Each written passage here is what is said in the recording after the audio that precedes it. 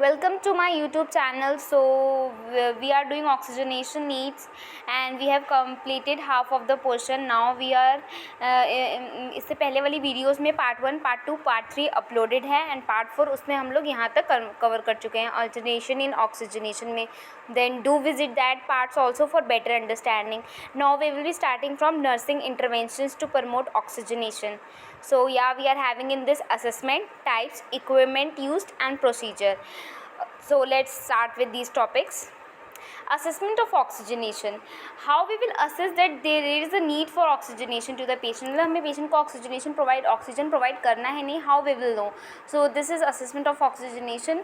Then let's start. Before giving oxygen therapy, the nurse must assess respiratory rate क्या है, patient की rhythm क्या है respiratory rate का and depth. Tachypnea, bradypnea, dyspnea, we have to check the condition. Then breath sound we have to assess, wheezing, crackles, absence of breath sound, oxygen saturation SpO2 is main and हम check करते ही हैं. आपने hospital area में तो देखा होगा ना, वो प्रोब लगाया जाता है SpO2 मेज़र करने के लिए. उसे पल्स ऑक्सीमीट्री बोलते हैं. नॉर्मल रेंज 95 से 100% होता है. पल्स ऑक्सीमीट्री के बारे में हम इन डेप्थ हमारे सिलेबस में हैं. इट्स हेयर, हम उसको अच्छे से मतलब फर्दर डिस्कस करेंगे. And then assessment of oxygen में arterial blood gas ABG is if available, we have to check ABG also. Then हम बॉडी में क्या चेक करेंगे, colour of the skin, lips, nails. जैसे कि स्किन पिंक, हमारी जो नॉर्मल स्किन होती है वो क्या बोलते हैं, नॉर्मल कलर की होती है. बट जब ऑक्सीजन की कमी हो जाती है तो वो हल्की हल्की ब्लूइश अपेयर होने लगती है. So lips we will check. Nails जैसे cyanosis usually indicates hypoxaemia. Level of conscious जैसे रेस्टलेसनेस है पेशेंट में, कंफ्यूज दिख रहा है पेशेंट, ये सब इंडिकेट करता है low oxygenation. Signs of hypoxia means हो सकते हैं टेकीकार्डिया, हाइपरटेंशन और बाद में ब्रेडिकार्डिया हो सकता है and hypotension. Now these are the assessment of oxygenation and now types of nursing interventions to promote oxygenation. मतलब नर्सिंग का मतलब nurse as a nurse what we can do to promote oxygenation. तो मतलब हम उसकी सप्लाई को oxygen की मतलब क्या ऐसा प्रोवाइड कर सकते हैं पेशेंट को जिससे उसे ईज़ हो जाए ब्रीदिंग में. सो लेट्स सी पोजीशनिंग. पता है ये NCP का भी एक मेन पार्ट होता है. मेनली हम COPD या हमें मेनली जो COPD के पेशेंट्स मिलते हैं, asthma and pneumonia and all, तो उसमें जो नर्सिंग केयर प्लान होता है वो मेनली इसी का होता है. तो first of all we can see positioning provide कर सकते हैं पेशेंट को, जैसे हाई फाउलर्स और semi Fowler's to expand chest. And airway clearance we can देख सकते हैं, सक्शनिंग करवा सकते हैं, कफिंग टेक्निक्स करवा सकते हैं and deep breathing exercises we can promote. Chest physiotherapy ये हम इन डेप्थ में आगे डिस्कस करेंगे,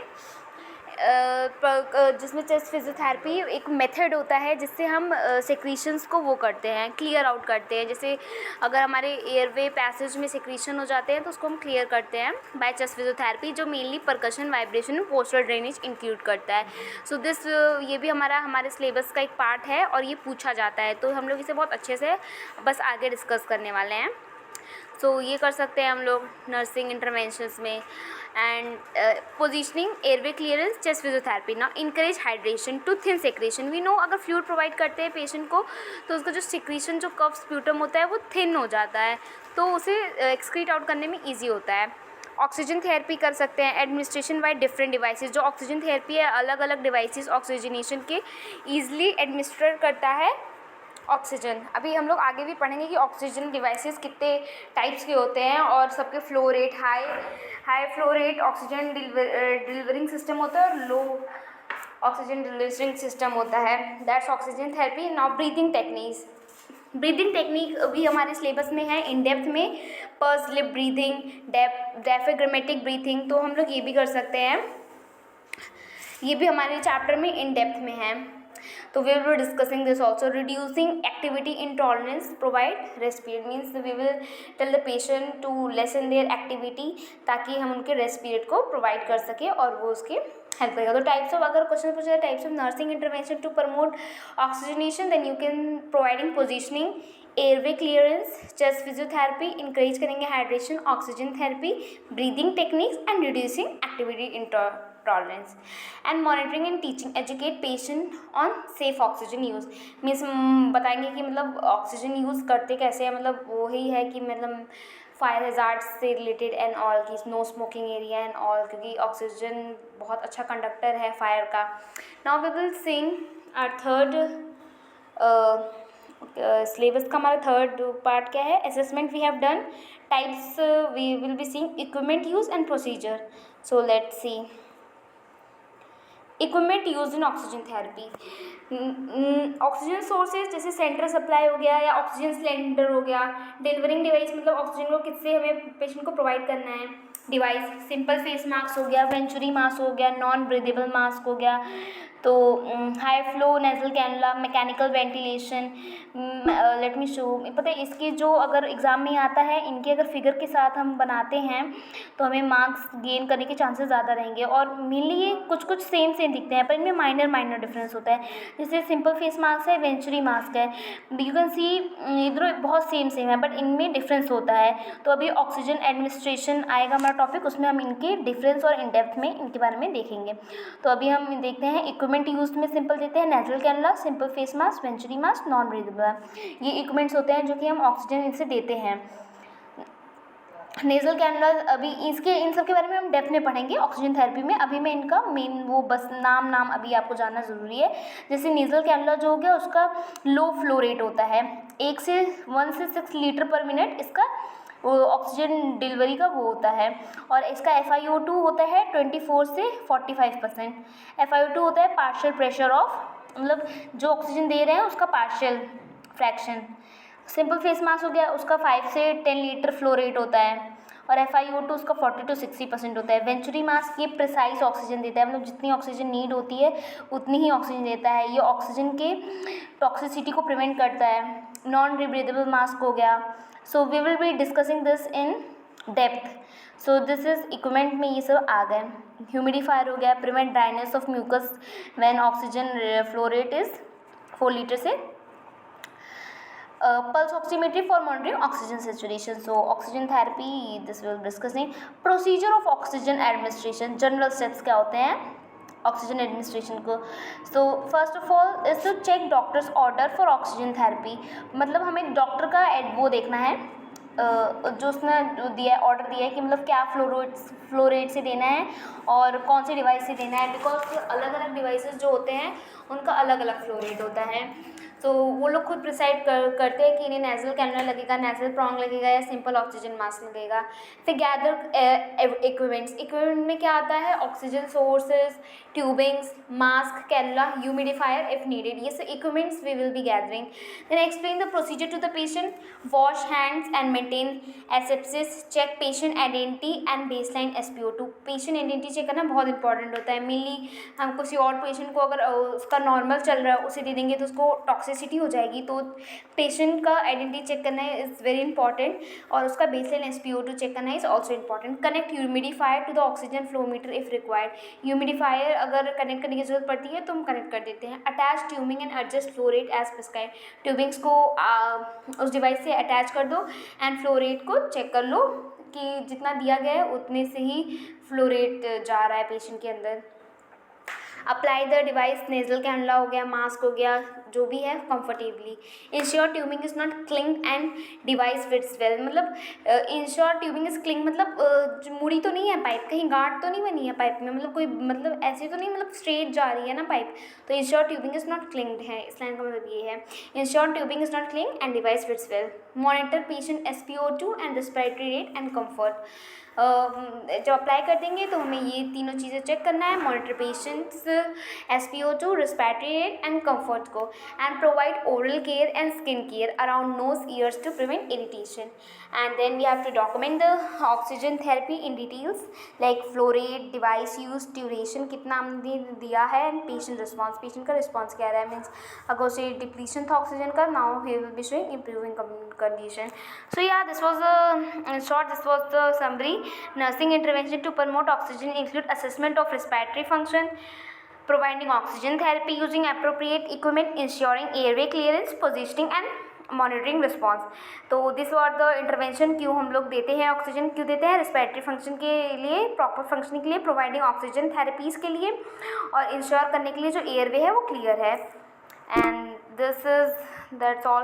then correct use of devices to safe ensure to prevent hypoxaemia. Now we will be seeing maintenance of patent airway. What do you mean by patent airway? Patent airway means that the airway passage from the nose to lungs is open, clear and unobstructed, allowing air to move freely for effective breathing। मतलब patent airway मतलब वो होता है कि जो passage है, मतलब हमने पढ़ा था प्रीवियस वीडियोस में अपर एयरवे, लोअर एयरवे, तो जो मतलब पैसेज जो होता है वो ओपन है, क्लियर है और अनऑब्स्ट्रक्टेड है, ताकि जो एयर है वो फ्रीली हम पहुंच रही है लंग्स के पास और ब्रीदिंग ठीक से चल रही है। Maintaining a patent airway is basic and essential nursing responsibility. Patent airway nursing की रिस्पॉन्सिबिलिटीज़ में होती है कि वो ठीक है या नहीं। इन अनकॉन्शियस पेशेंट, क्रिटिकली और पोस्ट सर्जिकल पेशेंट में मेनली पेटेंट एयरवे देखना बहुत ज़रूरी है, बिकॉज ऑब्स्ट्रक्शन इन्हीं में देखा जाता है। So clear open airway is only known as patent airway. Method of maintaining a patent airway, कैसे आप किसी पेशेंट का एयरवे क्लियर और अनऑब्स्ट्रक्टेड ओपन रख सकते हैं। Positioning is very important. Place the patient in lateral or side lying or semi-fowler position to prevent the tongue from falling back and obstructing the airway। हम patient को एक ठीक position में पहुंचा मतलब बैठा सकते हैं, सेमी फाउलर्स में, साइड लाइन में, लैटरल में हम प्लेस कर सकते हैं पेशेंट को, ताकि जो उसका टंग है वो फॉल बैक ना हो जाए, जो कि ऑब्स्ट्रक्शन कॉज कर देता है एयर में। और in unconscious patient use head tilt, chin lift और jaw thrust maneuver to open the airway. इन जो हमारे अनकॉन्शियस पेशेंट होते हैं उनका जो हेड होता है, हम लोग उनके में यूज़ करते हैं head tilt chin lift, means उनके हेड को थोड़ा सा टिल्ट कर देते हैं और चिन को लिफ्ट कर देते हैं, ताकि उनका जो एयरवे है वो ओपन रहे। क्लियरिंग सेक्रीशंस, अगर पेशेंट में सेक्रीशंस हैं जैसे कफ हो गया, तो हम इंकरेज करते हैं ताकि पेशेंट कफ करे और कफ उसका थोड़ा सा मतलब कम हो। तो encourage the patient to cough and deep breath. Perform suctioning perform कर सकते हैं, oral suctioning and nasal suctioning और endotracheal suctioning if the patient can not clear the secretion.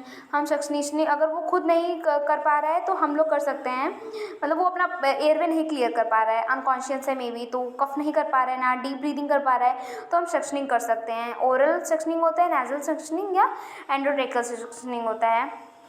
Provide oral hygiene to reduce secretion blood, पर हमें oral hygiene provide करना रहता है। So या this was all, we will be discussing airway adjacents in our next video. Till the time, take care, and if you found the video helpful, like, share and subscribe.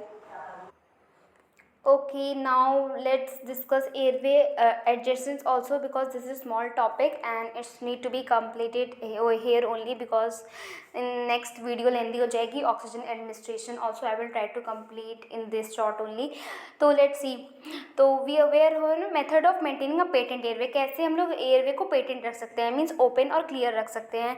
तो first of all we have seen positioning, clearing secretion and airway adjunct. Now let's see airway adjunct क्या होते हैं। Airway adjunct 3 होते हैं, oropharyngeal airway, nasopharyngeal airway and endotracheal tube और tracheostomy tube. तो जो oropharyngeal airway होता है ये कीप करता है tongue from blocking airway use in unconscious patient, means ये एक पाइप टाइप्स होता है, फ्लेक्सिबल होता है।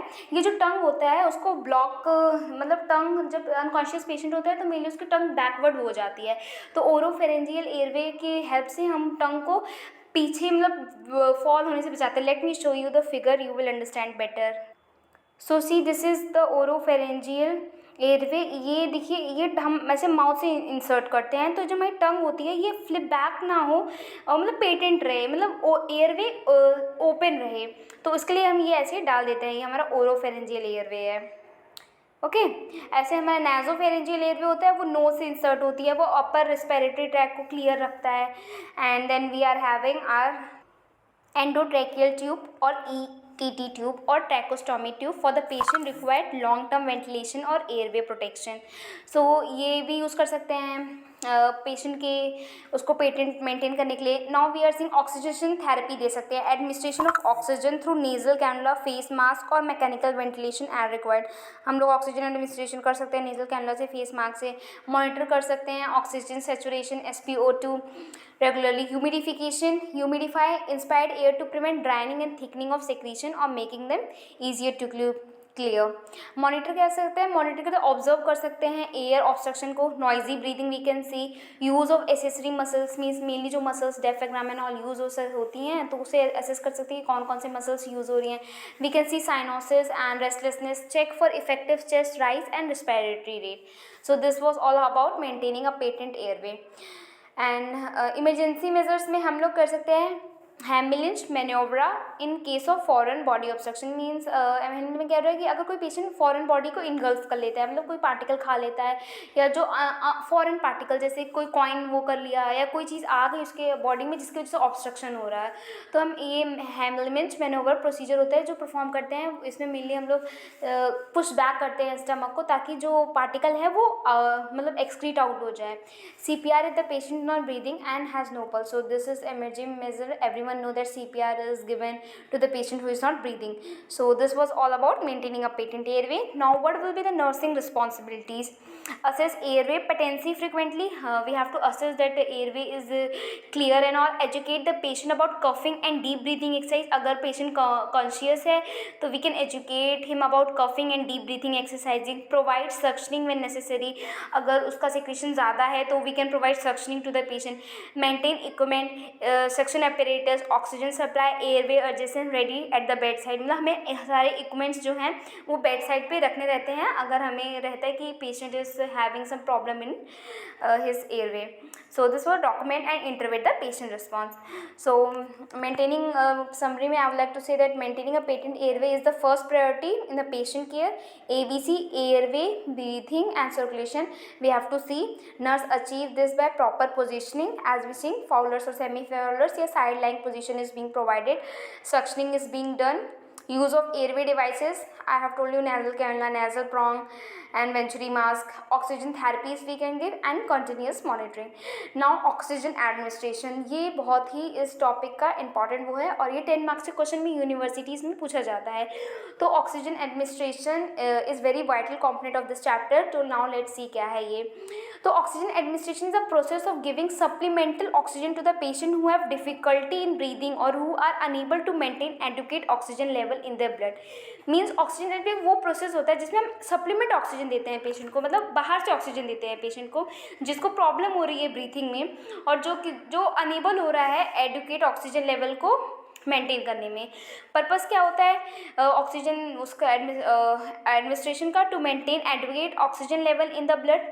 अगर ऑक्सीजन सेचुरेशन 95 से कम होती है तो हम ऑक्सीजन एडमिनिस्ट्रेशन करते हैं ताकि एडुकेट ऑक्सीजन उसके बॉडी में मेंटेन रहे. To prevent hypoxia, low oxygen supply to the tissue and to decrease the work of breathing in respiratory distress. ताकि जो ब्रीथिंग अल्टर हो जाती है जब ऑक्सीजन की कंसनट्रेशन हमारे बॉडी में कम होती है. To reduce the workload of the heart in the condition like shock, heart failure और माइक्रोड में, मतलब टू रिड्यूस द वर्कलोड मतलब हार्ट को ज़्यादा वर्क करना पड़ता है अगर ऑक्सीजन का सेचुरेशन कम हो जाता है. किन कंडीशन में ऑक्सीजन का सेचुरेशन कम हो जाता है, जैसे कि शॉक हो गया, हार्ट फेलियर में हो गया, मायोकार्डियल इंफ्रैक्शन में हो गया. To improve overall tissue oxygenation and promote healing. Now let's see the indication, मतलब कब कब हमें ऑक्सीजन प्रोवाइड करना चाहिए. डिस्निया के केसेस में, dyspnoea means difficulty in breathing. Hypoxaemia के केसेस में जैसे low oxygen in the blood हो गया, 90 SpO2 अगर 90 से कम रहता है then we have to administration oxygen. Respiratory distress जैसे अस्थमा के केसेस में, COPD में, न्यूमोनिया में, COPD coronary obstructive pulmonary disease के केसेस में, ट्रॉमा एंड शॉक के केसेस में ऑक्सीजन एडमिनिस्ट्रेशन करते हैं. During anaesthesia and post operative recovery, cardiac arrest और CPR, सिवियर एनीमिया और carbon monoxide poisoning. Sources of oxygen, oxygen cylinder हो गया, सेंट्रल ऑक्सीजन सप्लाई हो गया जो डिस्ट्रेस सप्लाई से आता है through out the wall outlets in hospital. Oxygen concentration converts room air into concentrated oxygen. So now let's see the methods or devices of oxygen administration. मतलब oxygen administrate तो कर रहे हैं पर किससे करेंगे? be doing with devices. So let's see about devices. So devices में हो गया लो फ्लो डिवाइसेस हो जाते हैं और हाई फ्लो डिवाइसेस हो जाते हैं. लो flow devices delivers oxygen mixed with room air and high flow devices precise oxygen delivery करते हैं, मतलब एक्यूरेट इतनी ही ऑक्सीजन देनी है हाई फ्लो डिवाइसेस से. सो लो फ्लो डिवाइसेस में आ गया, फर्स्ट हमारा आ गया नेजल कैनुला. तो let's see in detail about nasal cannula. So nasal cannula का स्ट्रक्चर कैसे होता है? It is a small light weighted flexible tube होता है. The tube has 2 short prongs that fits into the patient nostril. अभी आप भी शोएंगे तो इमेज, तो उससे आपको और क्लियर होगा, बट मेनली रुकिए, let me show you the figure. See this is nasal cannula. ये इसमें 2 प्रॉन्ग्स होते हैं, ये दोनों प्रॉन्ग्स होते हैं जिसमें ये नोज़ में ऐसे मतलब पास में लगाते हैं और ये ट्यूबिंग्स होती हैं, यहाँ से ऑक्सीजन को डिलीवर करते हो और यहाँ से, मतलब ये स्ट्रक्चर है नेजल कैनुला का. Now you will be understanding. Like we have seen, it's small, lightweight and flexible tube. It has a 2 short prongs जो कि मैंने दिखाए हैं, that fits into the patient nostril. The other end of the tube is connected to the oxygen source. जो आगे उधर के नीचे वाले 2 sources थे वो सिलेंडर से कनेक्ट होते हैं या वॉल सप्लाई से.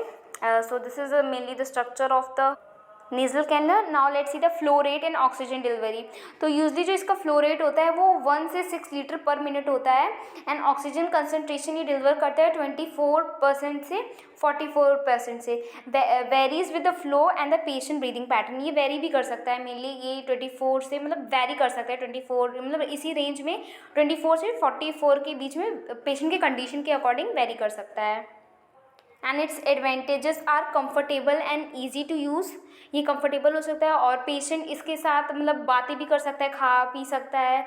और ये less claustrophobic than a mask. मतलब क्लास्ट्रोफोबिक मतलब जिसको घुटन होती है, जैसे मास्क लगा लेते हैं तो वो पूरा बंद हो जाता है, जिसको मतलब बंद चीज़ों से घुटन होती है तो ये लेस क्लास्ट्रोफोबिक होता है. ये सिर्फ नोज़ में रहता है तो ये ज़्यादा उसको कवर नहीं करता है फेस के पार्ट को, तो ये less claustrophobic than a mask.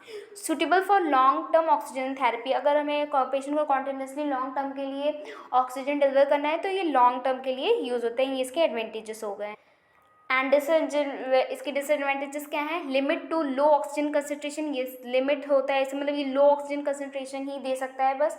Can cause nasal dryness और irritation if use for long period without humidification. अगर ह्यूमिडिफायर नहीं अटैच किया तो ये इरिटेशंस एंड ड्राइनेस कॉज कर सकता है नेजल में. इनफेक्टिव इन माउथ ब्रीदर और in patient needing high oxygen concentration. मतलब अगर पेशेंट को हाई ऑक्सीजन कंसनट्रेशन चाहिए तो ये इनफेक्टिव होता है. So we are done with nasal cannula. Now we are approaching on simple face mask. So simple face mask, let me show you the figure, then you will be understanding better. See, this is the simple face mask. You all have seen this in your clinical settings or hospitals. See. A simple face mask is a basic oxygen delivery device used to provide moderate concentration of oxygen to the patient who requires short-term oxygen therapy. Mainly ये जो moderate concentration of oxygen provide करता है patient जिनको short term oxygen therapy की requirement होती है. ये it is made up of soft and clear plastic mask. ऐसा जिसकी हमने structure देखा था तो ये soft clear plastic mask से बनता है and fits snugly over the patient nose and mouth. और ये मतलब patient के mouth को और nose को पूरा कवर कर लेता है. Secured with N elastic strap. एक पीछे से स्ट्रैप होती है जो कि पीछे से रहती है ताकि सपोर्ट प्रोवाइड कर सके, तो वो ठीक से लग सके around the head. The mask has holes on the sides. Exhalation port जो मास्क होता है उनके पे होल्स होते हैं साइड्स में that allow carbon dioxide to escape and room air to enter. ताकि जो कार्बन डाइऑक्साइड प्रोड्यूस हो रहा है मास्क के अंदर वो निकल सके और जो रूम का एयर है वो एंटर कर सके. It is connected to an oxygen source through tubing. Obviously ये कनेक्ट होता है ऑक्सीजन सोर्स से ट्यूबिंग के उससे ताकि ऑक्सीजन उसके अंदर से घुस सके. And oxygen is delivered at a flow rate of 5 से 10 litre per minute. This flow prevents the rebreathing of excess carbon. ये इतनी फ्लो रेट इसलिए रहती है ताकि रीब्रीथिंग को प्रिवेंट किया जा सके. रीब्रीथिंग ऑफ कार्बन डाइऑक्साइड को प्रिवेंट करता है 5 से 10 लीटर पर मिनट पे. The mask can deliver N oxygen concentration of about 40 to 60% depending on the patient breathing pattern and flow rate. Again ये इसकी हो गए ऑक्सीजन कंसनट्रेशन 40 से 60% हो गया.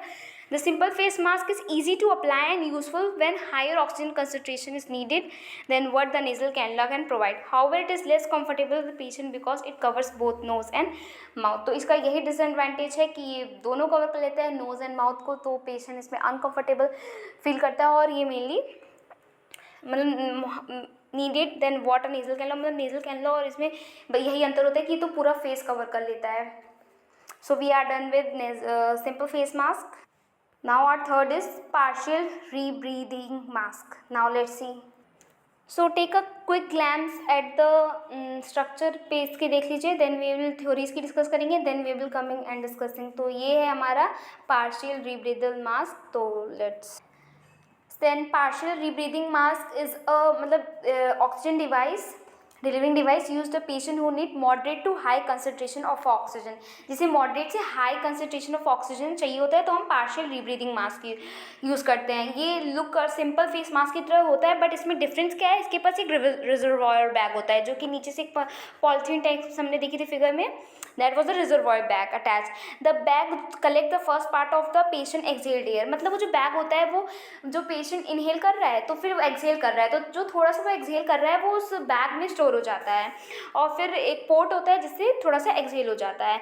बट जब patient the bag collect the first part of the patient exhale air which is rich in oxygen, जो कि रिच होता है ऑक्सीजन में, and allows the patient to inhale it against. इसलिए इसे पार्शियल रीब्रीदिंग कहते हैं कि जो बैग होता है उसमें थोड़ा सा ऑक्सीजन जो वो एक्सहेल करता है वो स्टोर हो जाता है, फिर जो पेशेंट जो ऑक्सीजन मिल रहा है वो भी इनहेल करता है और उसमें भी. तो ये मतलब पार्शियल रीब्रीदिंग मतलब दोनों का होता है, तो इसलिए इसे कहते हैं पार्शियल. और इसमें जो मेन पॉइंट नोटिस करने की है, unlike a non breathing mind it does not have one way valves. It's point to be noted. So in simple we can write its oxygen flow 6 to 10 liter per minute, oxygen given 40 to 70% more than simple mask, less than non-rebreathable mask. And use करते हैं patient के लिए for patient who need more oxygen like asthma attacks में, pneumonia में और trauma में. Look कैसा दिखता है, सिंपल मास्क की तरह, पर क्या होता है इसमें एक्स्ट्रा बैग होता है.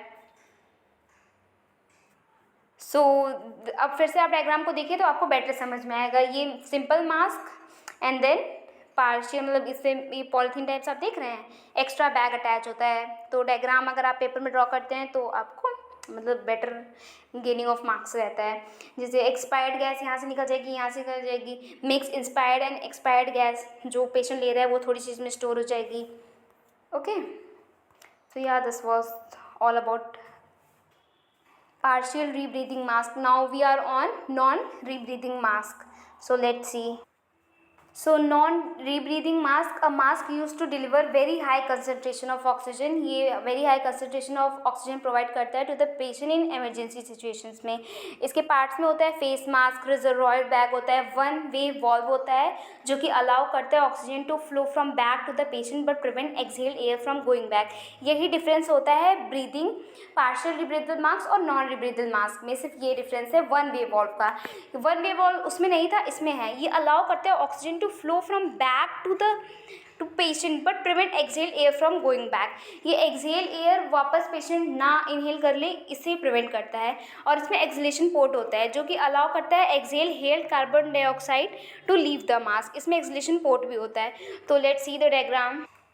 सी हमारा पार्शियल वाला हो गया, पार्शियल रीब्रीदेबल मास्क, और ये हमारा नॉन रीब्रीदेबल मास्क है. इसका डायग्राम और इसके डायग्राम में see we can see the clear difference कि इसमें इंस्पायर्ड गैस जो होता है इसमें वॉल्व प्रेजेंट होती है, वन वे वॉल्व, बट इसमें देखिए यहाँ पे वॉल्व क्लोज्ड है.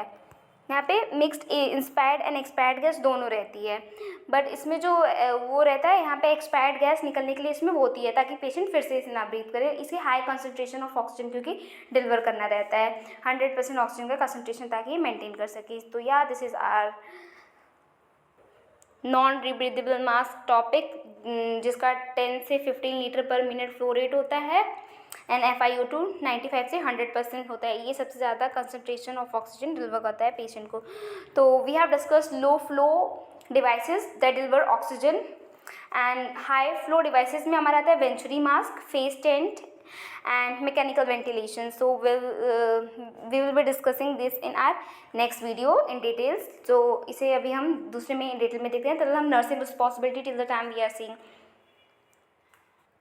So it's that pretty much simple, that nursing responsibility. We have to check physician order for the flow rate and device. We have to check the physician order, that physician name, the flow rate, what he have advised, and which device. Up to you all have known na, nasal cannula, nasal prong, face mask, venturi mask. These all are the oxygen flow devices. Which device the physician have written to be given to the patient. Now then we have to assess the respiratory rate, depth, rhythm and SpO2 before and during therapy. Select appropriate device depending on the patient condition. Means उसको high, उसका condition क्या है, उसे high flow mask की ज़रूरत है कि low flow mask की ज़रूरत है. Ensure oxygen equipment is functioning properly. We have to first check that the equipment is functioning properly और not. Then we have to see the humidifying oxygen का flow rate क्या है. अगर इससे कम, to prevent dryness के लिए हमें humidifying देखना पड़ेगा, ह्यूमिडिफिकेशन चेक करना पड़ता है. Then check for signs of oxygen toxicity. We have to check, means patient को ऑक्सीजन की टॉक्सिसिटी नहीं हो जा रही है, जैसे उसके सिम्टम्स होते हैं headache, drowsiness, cough. Avoid open flames near oxygen source and we have to ensure that वहाँ पे प्रॉपरली लिखा रहे कि नो, मतलब open flames like smoking and all, matchbox and all, lighter and all ना हो यहाँ पे, क्योंकि ऑक्सीजन सपोर्ट करता है कंबशन को, मीन्स आग लगने के चांसेस ज़्यादा रहते हैं. तो we nurse responsibility is to check it. Okay, now provide patient comfort, skin care around the nose and mouth care and record the therapy in details. Complications क्या होते हैं, let's see. Oxygen toxicity, prolong high concentration अगर हम provide करते रहते हैं तो oxygen की toxicity chances are there. Respiratory depression हो सकता है इन COPD पेशेंट अगर ऑक्सीजन एक्सेस में दे दिया जाए. Dryness of the mucous membrane, infection from contaminated equipment and fire hazard. So this was all about oxygen administration. So hope you like the video, and in the upcoming video we will be discussing about the suctioning, and then we will be starting with chest physiotherapy, and these all are very interesting topics, so we will be discussing. Okay, till the time, thank you. Once again, if you found the video helpful, like, share and subscribe.